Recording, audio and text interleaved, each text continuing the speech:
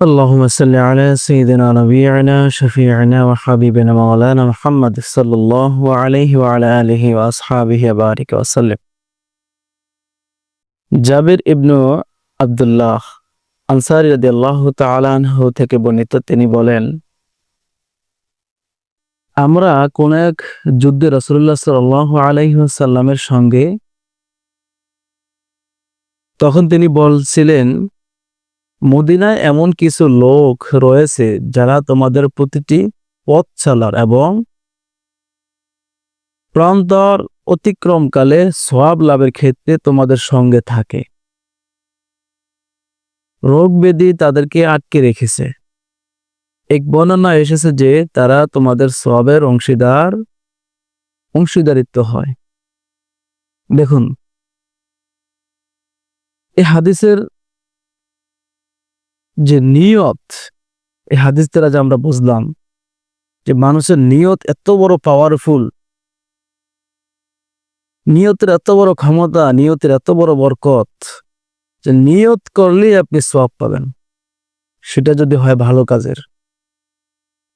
আপনি অসুস্থতার কারণে যে নবী করিম সাল্লাল্লাহু আলাইহি ওয়াসাল্লামের সাথে যুদ্ধে যেতে পারে না সাহাবীরা, তারপরও তাদের নিয়ত সহি থাকার কারণে, নিয়ত ভালো থাকার কারণে তারা এই যে জিহাদের যে একটা সওয়াব, বিশাল নেক, তারা মদিনাতে থেকে অসুস্থতার কারণে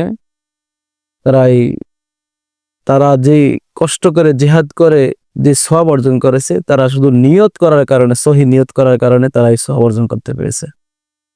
নবী করিম সাল্লাল্লাহু আলাইহি ওয়াসাল্লাম সেই কথাই বলছেন যে কিছু লোক মদিনাতে থাকার পরেও আমাদের সাথে সওয়াবের ভাগীদার হচ্ছে। কি কারণে?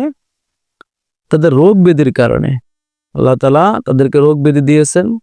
অসুস্থতা নিয়ে তো জিহাদে যাওয়া যাবে না, কিন্তু তাদের নিয়ত ছিল সহি। হারে আমরা যদি নবীর সাথে জিহাদে যেতে পারতাম, আফসোস করতেন, নিয়ত সহি ছিল। এই কারণে তারা, এই সহি নিয়তের কারণে তারা সওয়াবের অংশীদারিত্ব হয়েছেন।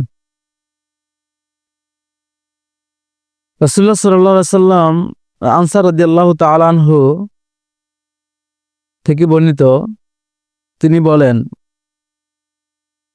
যে আনাস রাদিয়াল্লাহু তাআলা আনহু আনসারে ছিলেন উনি, যে তিনি বলেন যে রাসূল সাল্লাল্লাহু আলাইহি ওয়াসাল্লাম এর সঙ্গে ফিরছিলাম, যুদ্ধ থেকে ফিরছিল। তখন তিনি বলেন, কিছু ব্যক্তি মদিনায় আমাদের পিছনে রয়ে গেছে, যারা আমাদের প্রতিটি পথ চলা এবং প্রান্তন অতিক্রমকালে সওয়াব লাভের ক্ষেত্রে আমাদের সঙ্গেই ছিল। তাদেরকে আটকে রেখেছে। অর্থাৎ সম্ভবত তাদের অসুস্থতা ছিল। যে এটা নেক নিয়তের বরকত। নেক নিয়ত এরকম একটা নিয়ত, যে ব্যক্তি নেক নিয়ত করে তার আমল করার সব সময় তার আমল জারি থাকে। নেক নিয়ত। তো প্রিয় বন্ধুরা, আমরা এই হাদিসগুলোর মাধ্যমে যা জানলাম যে মানুষের নেক নিয়তের এত পাওয়ার, এত পাওয়ারফুল নেক নিয়ত, যে সে যদি বড় অসুস্থ থেকে শুয়েও থাকে, নেক নিয়তের বরকতে আল্লাহ তাআলা তার আমলনামায় সওয়াব দান করেন, নেক দান করেন।